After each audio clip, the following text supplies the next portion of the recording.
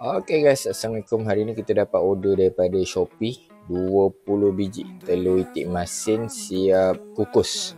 So hari ni kita mula kukus lah. So 20 biji ni kita letak 10 bawah, 10 atas. So time dia dalam 30 ke 40 minit lah. Cuma untuk kukus telur itik ni, dia tak boleh terlalu tutup rapat. Nanti dia senang crack, dia over pressure lah. Sama juga kalau rebus, dia tak boleh tutup rapat. Kalau boleh biar terbuka, kalau kukus memang terpaksa lah tutup kan.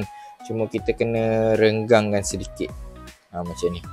Renggangkan sedikit supaya dia tidak overcook. Bila dia overcook, dia akan crack. Okay guys, so saya pakai kukus ni lah, Hodek. Korang boleh dapatkan dekat mana-mana online platform ada jual. Murah je harga dia, mudah kerja korang. Okay, dia auto jalan. Korang set time je, nanti dia akan auto berhenti juga.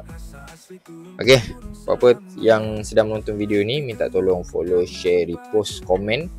Okay guys, so kita dah vacuum seal dan kita taruh label. Lepas tu kita packing. Okay guys, kita masuk kotak bukan kaleng-kaleng, memang kita isi dalam kotak. Okay guys, dah siap packing. Okay, so barang ni ke Johor Bahru So kita post lah kejap lagi. Mantap.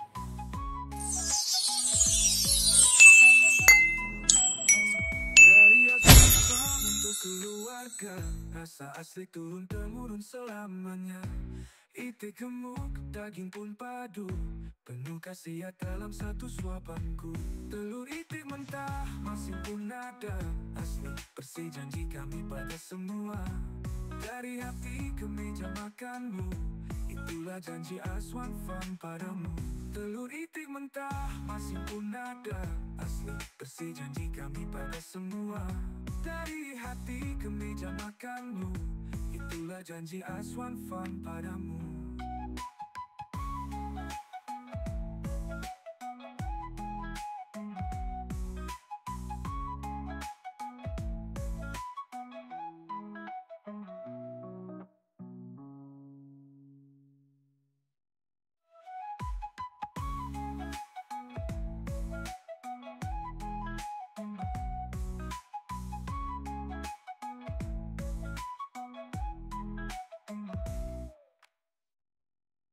Dari Aswan Farm untuk keluarga, rasa asli turun temurun selamanya. Itik gemuk, daging pun padu, penuh khasiat dalam satu suapanku.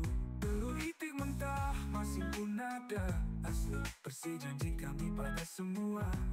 Dari hati ke meja makanmu, itulah janji Aswan Farm padamu.